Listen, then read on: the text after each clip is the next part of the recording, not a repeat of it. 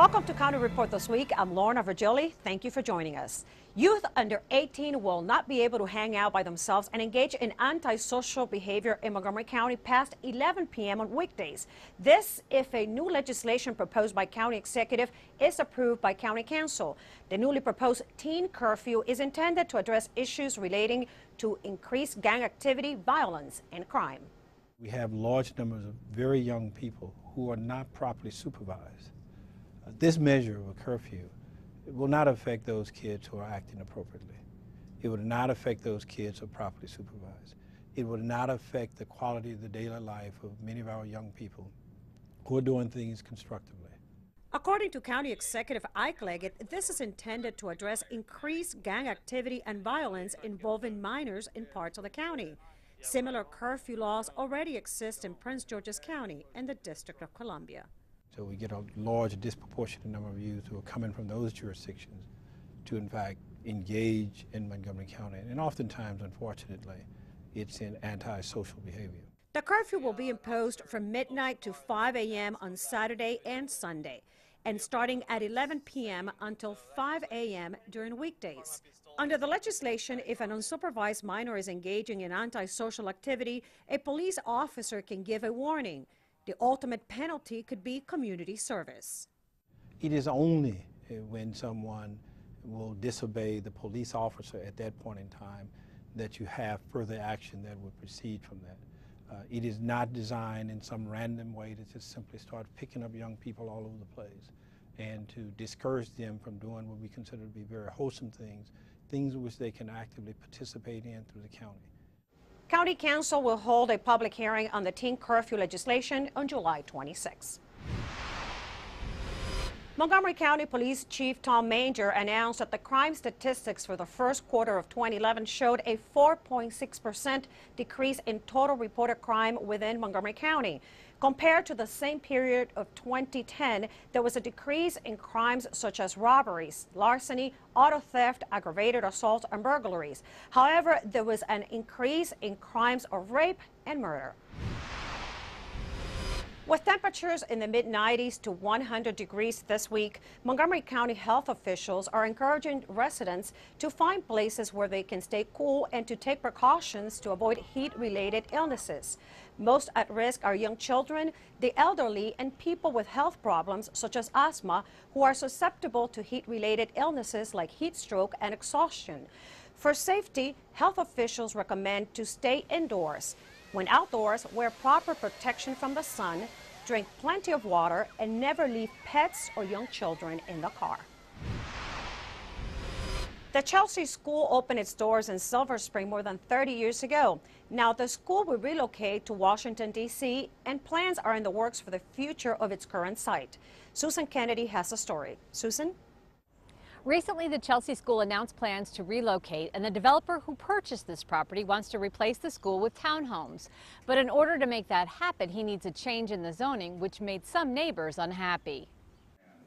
And I would like to start by Residents from the community surrounding the school packed the planning board hearing room to voice their opinion on the plan to build townhomes on the site, the zoning change proposal being a key part of their testimony. Is a transitional zone. In the end, planners agreed with the recommendation to approve the rezoning. The applicant here is proposing for the RT15 floating zone, and because it's a floating zone, the board has certain criteria that's established in the zoning ordinance. The board will look at whether the master plan designates a site for the floating zone, whether it's an appropriate density for the location, or whether it's an appropriate transition from the central business district to the residential neighborhoods to the north. What floating zones do is they allow a property owner to request a rezoning on their property that's outside the master planning process. And because the master planning process only happens between every 15 to 30 years, it's very important to allow this mechanism for a property owner to rezone their land. The townhomes will be situated in the middle of the site, with the surrounding area becoming public park space. Damon Orabona says the townhomes will provide a good transition from high-rise buildings to single-family homes in the neighborhood. When we look at this RT15 floating zone, you define a surrounding area around the property. Now, if you look in this particular location, you have a very diverse neighborhood. You have the very high density commercial uses to the south in the Silver Spring Central Business District and lower density residential neighborhoods to the north. The developer plans to preserve the historic Riggs-Thompson house as a single-family home and design all of the new townhouses to meet LEED standards. 10 moderately priced dwelling units are part of the plan as well. In keeping with the county's smart growth vision, the site is close to shopping, transportation, and other urban amenities. The projected move of the school is scheduled for next summer. If the rezoning request is approved by the County Council, construction of the townhomes will take about 2 years after the school is demolished. On this site, there was some ambiguous language in the master plan for prohibition of townhouse zones in this plan. Now, it turns out when you read when you really parse the words of the master plan, that was for a specific recommendation along Georgia Avenue, which is not where the subject property was. So when I read through the master plan, I didn't think that it was a prohibition on townhomes anywhere in the planning area, and the board agreed with me 4-1. I'm Susan Kennedy for County Report This Week. Montgomery County will be home to the largest Chinese investment ever made in Maryland. The Tasly Group, a leading biopharmaceutical company in China, will invest $40 million to locate a production facility and training center in the Shady Grove Life Sciences Center. The company intends to launch the first FDA-approved medicine that would treat coronary diseases and angina that would benefit millions of patients a year. It is expected that Tasly will create dozens of new jobs at the facility over the next 3 years. When we come back, we will talk to police about an attempted kidnapping at a local Best Buy store. And we have a transportation update, and check out why Cedar Lane is closed. I'm Rockville 11's Bridget Breuer. Coming up next, we'll tell you how this scanner is helping Rockville's police officers to be more efficient on the road. When County Report This Week continues. The 63rd Annual Montgomery County Agricultural Fair is always looking for new exhibitors. So here's your chance to be part of the biggest event in Montgomery County. Get your entry ready now and sign up today to exhibit your produce, livestock, or home crafts to over 250,000 people. And you too can be a winner.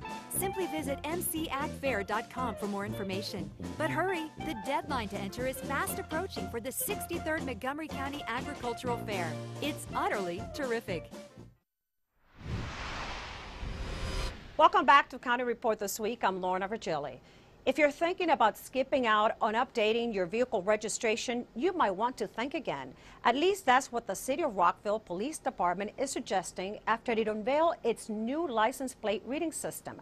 The city is putting technology to good use, and Rockville 11's Bridget Breuer is on patrol with more. Bridget? That's right. 3 of Rockville's police cruisers now have license plate readers, making it a little easier to fight crime on the street. It's another tool to work smarter, not harder, use of technology, and we're very, very excited. Rockville Police Chief Terry Treshik is pleased with the city's new license plate recognition, or LPR, system.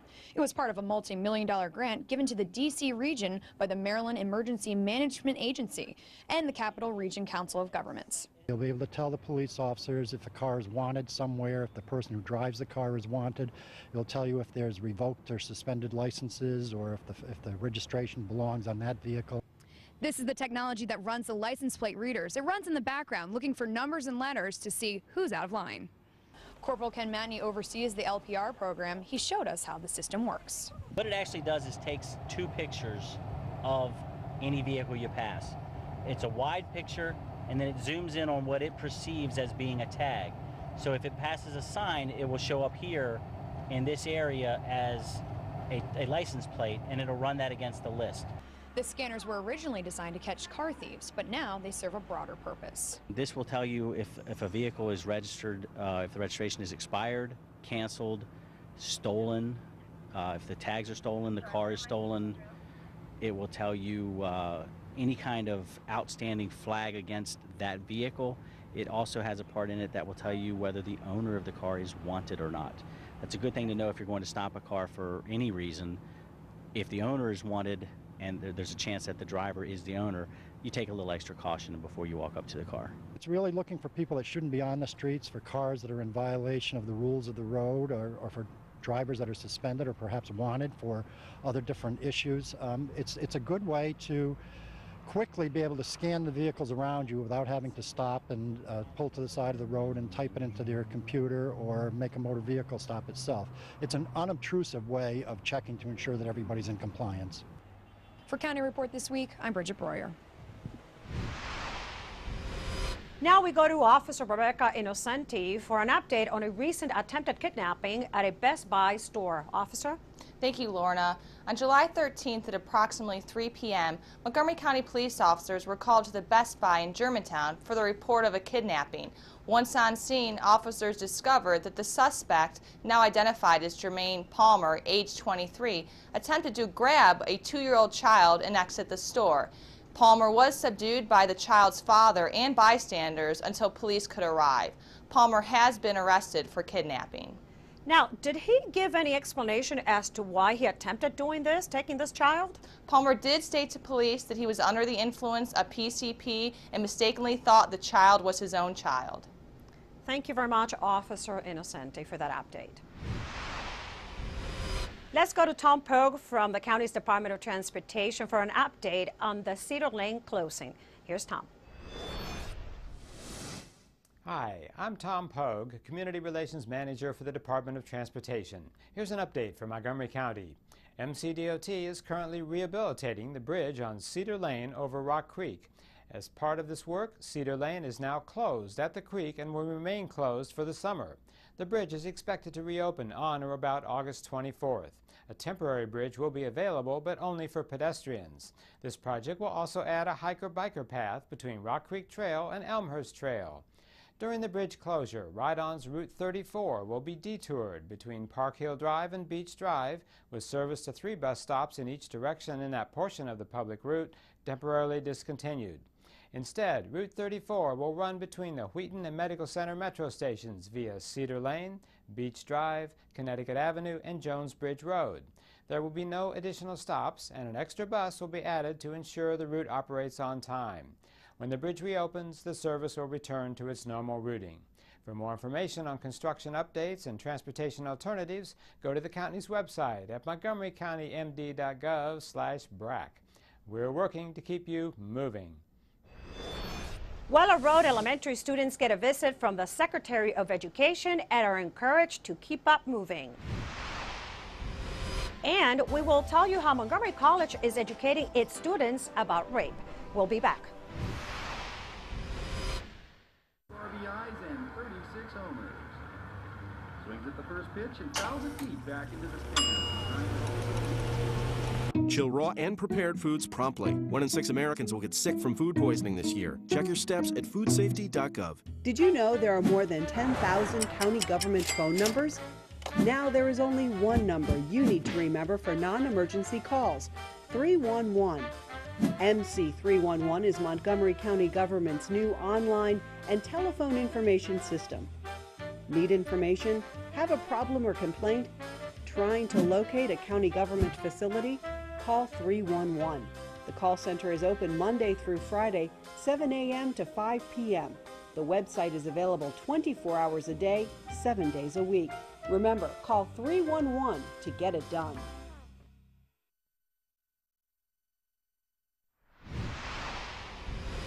Welcome back to County Report this week. I'm Lorna Verchilli. Students from Weller Road Elementary joined the U.S. Secretary of Education at a summer event called Let's Read, Let's Move.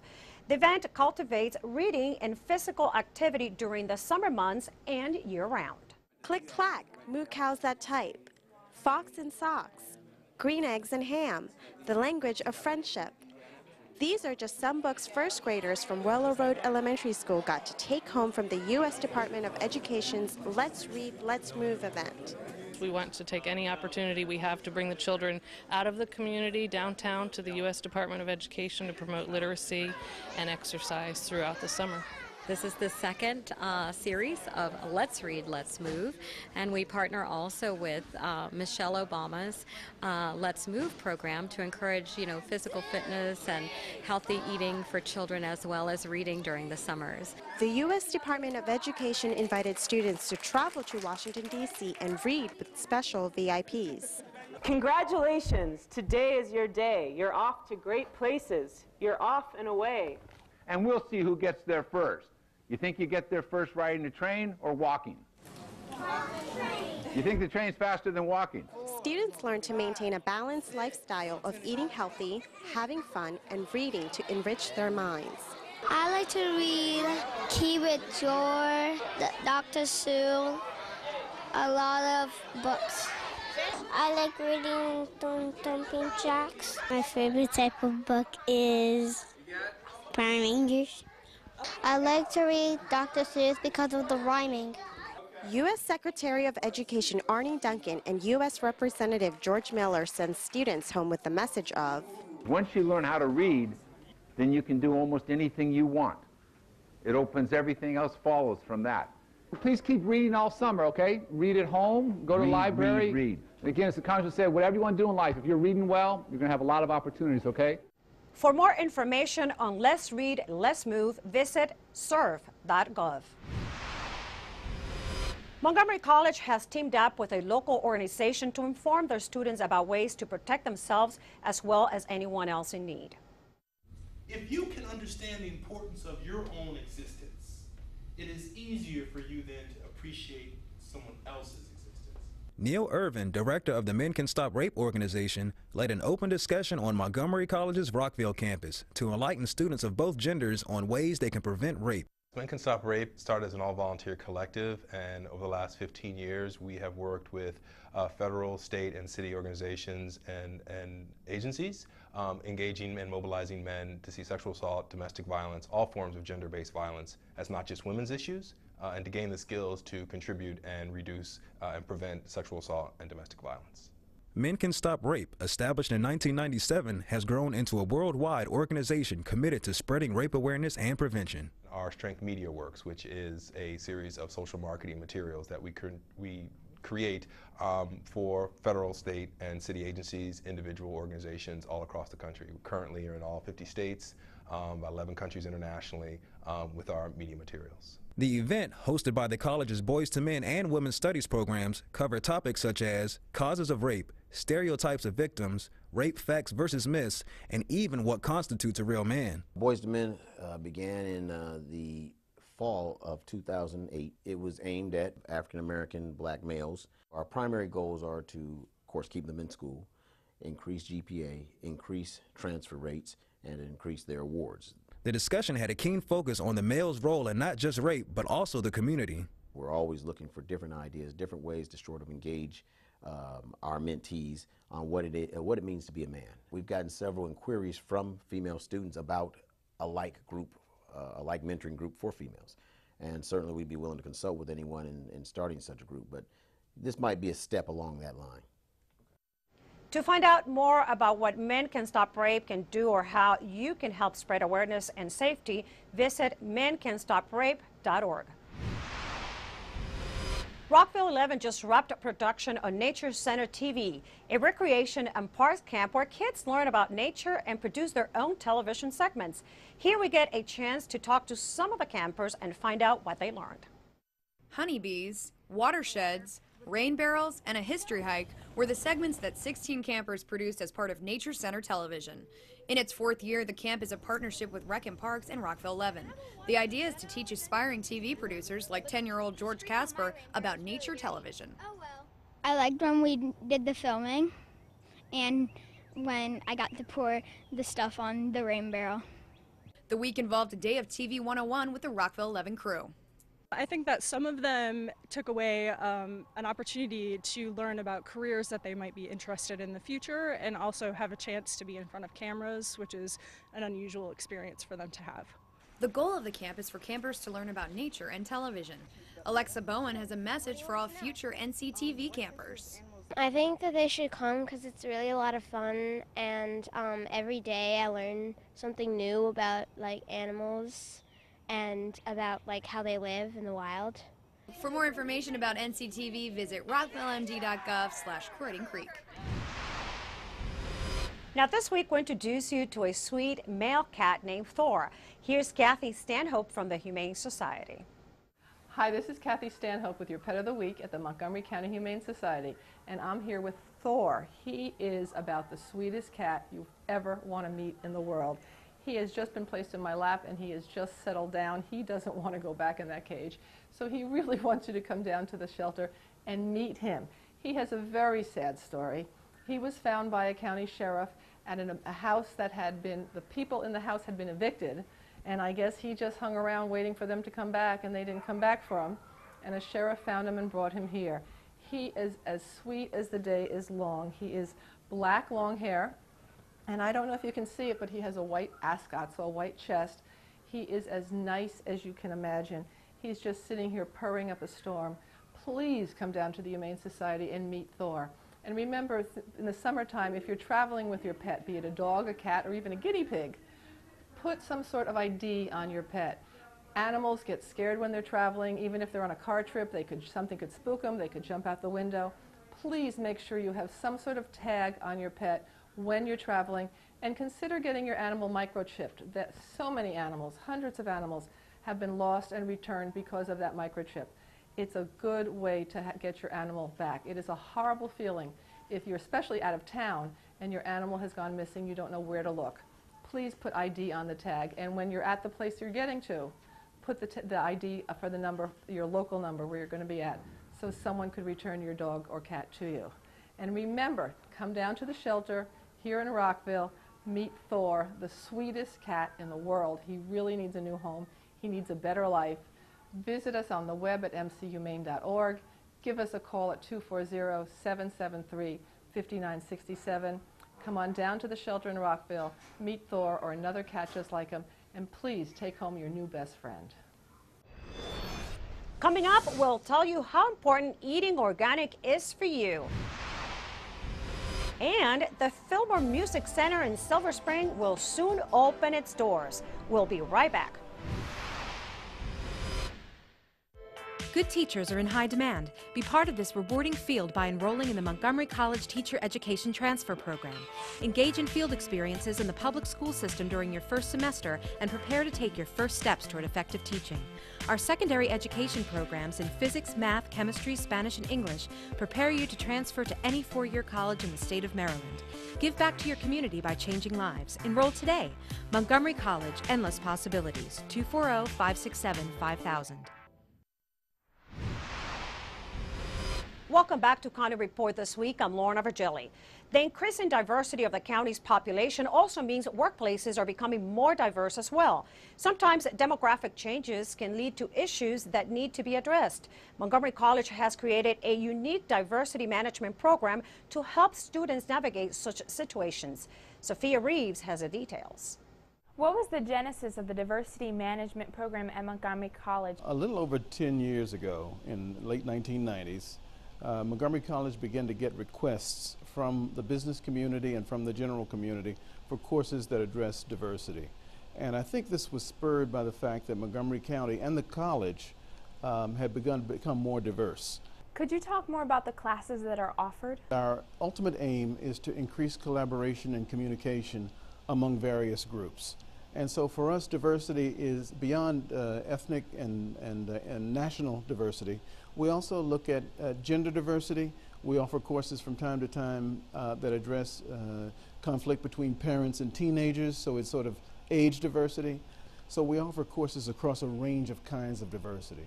I see that there are courses that feature outside customized courses. We run courses in two ways. One, we run courses for the general community in what we call an open enrollment format. So we run diversity courses, we determine the content, but there's another way that we operate diversity courses, and that's through contract training and corporate training with businesses in the community. In those cases, we try to customize and tailor the content to the specific needs of the business. And so if the business is experiencing an issue with generational conflict, gender conflict, ethnic and racial, we try to tailor the curriculum specifically to what they need. The program descriptions also talk about certificate programs. One of our newer programs is mediation certification, Maryland Mediation Certification. And that we are offering in collaboration with the Conflict Resolution Center of Montgomery County. When, where, and how often are these classes offered? We offer fall, spring, and summer courses in an open enrollment format. And we offer courses any time of year when a company requests diversity training. Brookside Gardens' annual Green Matter Symposium focuses on the growing number of local, regional, and national grassroots efforts to encourage Americans to eat real food. Here's a peek at what was discussed during the gathering.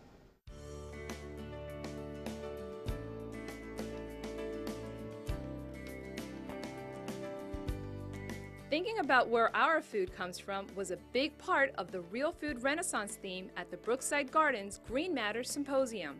We want people to learn about where their food comes from and maybe try some on their own. We're not opposed to flowers, obviously, we're still a garden, but we think this must be a mystery to a large part of the population, as particularly the younger set who's only ever seen food from a grocery store.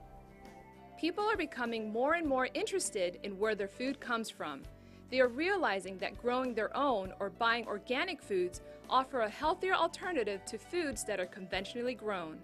We've gotten away from cooking our own meals, and I think that really removes us from our food. And so when we don't cook our food, we're more likely to waste it. At the same time, we're probably buying fresh foods, and then we're so busy we're not using them. So we have all that waste in our refrigerators. The best way to cut food waste is to save your food and freeze leftovers. Growing your own vegetables does require time and effort, but there's an added satisfaction in growing what you eat. 4 seasons to explore this theme, and we're going to repeat some things that worked well. We're going to have a vegetable type garden, but it's not traditional. It's not going to be in rows. It's going to feature vegetables from 4 different parts of the world. We're going to continue with our pollinators garden. That'll be food for beneficial insects. And we're going to try some different crops this year, and we're going to repeat some others.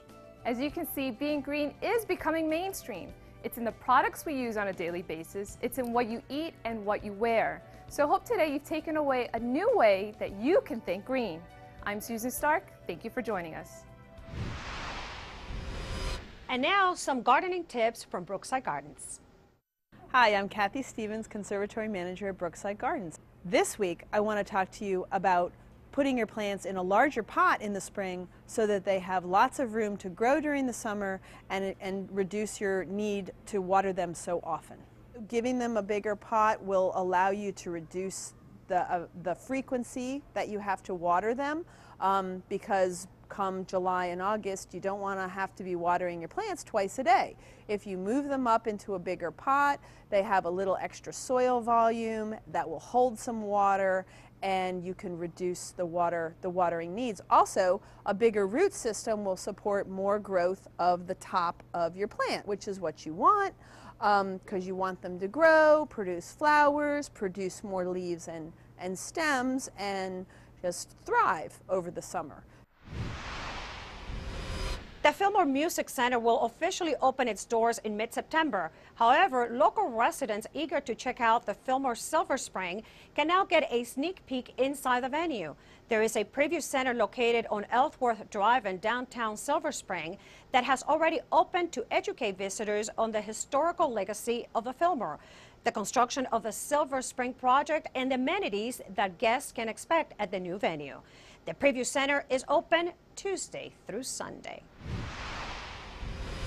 And that does it for County Report this week. Join us at this time every week for a look at what's going on inside Montgomery County.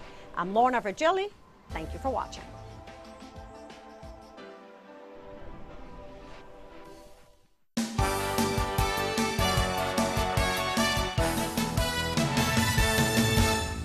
The fall semester at MC is approaching, and there's still time to register for classes. Course listings are available on the web, and registration is now online only. For assistance and information, stop by the Admissions and Records Office online or at any of our 3 campuses. And if you're starting at MC this fall, then plan to attend one of the new student orientation sessions scheduled on MC's Rockville campus. The sessions offer a variety of workshops that provide essential information to help students successfully navigate their first semester at MC. And there's still time to get your tickets for one of musical theater's all-time classics. MC's Summer Dinner Theater presents Meet Me in St. Louis. Performances continue through July in the Theater Arts Arena on the Rockville campus. For more information about the endless possibilities at your community college, visit our website.